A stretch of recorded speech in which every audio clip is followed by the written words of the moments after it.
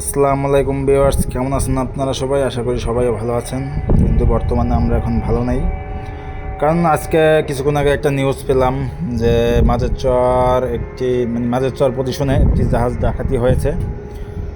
তো সবচেয়ে যে দুঃখজনক বিষয় হচ্ছে নাবিক ভাইদেরকে বলে মেরে ফেলা হয়েছে। মিনিমাম যতটুকু খবর পেয়েছি আমরা ফেসবুকের মাধ্যমে 6জনকে বলে মেরে ফেলা হয়েছে এবং একজন মর্মান্তিক অবস্থায় আছে, তাও বলে গলা কাটা। সে বাঁচবো কি না তাও কেউ জানে না। তো আমরা এতটুকু পর্যন্ত ইনফরমেশন পাইছি। তো আমরা ফেসবুকে ঢুকলে বেশিরভাগ দেখতে পাচ্ছি যে যারা জাহাজ লোড করে তাদের ছাড়পত্র আছে কি না এবং বিভিন্ন বিষয় নিয়ে চেকিং চলতেছে, কিন্তু আমাদের নিরাপত্তার বিষয় নিয়ে কোনো সময় কোনো ভিডিও আমরা পাইনি এখন পর্যন্ত।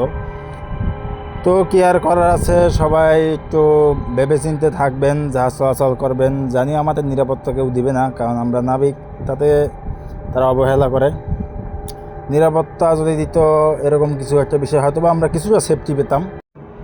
তো সবচাইতে মূল্যবান বিষয় হচ্ছে আমাদের যত লাইটার জাহাজ আমরা যারা স্লিং করি এবং যারা চালাই জাহাজগুলা, তারা সবাই মিলে একটা সিদ্ধান্ত নেওয়া উচিত যে লাইটার জাহাজগুলো সব স্থগিত রাখার। কেউ কোনো লাইটার জাহাজ চালাবে না এরকমভাবে ধর্মঘট দেওয়া উচিত।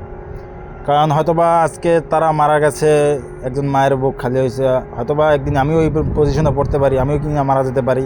এখন হায়াত মত আল্লাহ হাতে সেটা জানি, তারপর আমাদের কিছু সেফটি তো কিছু বিষয় আছে।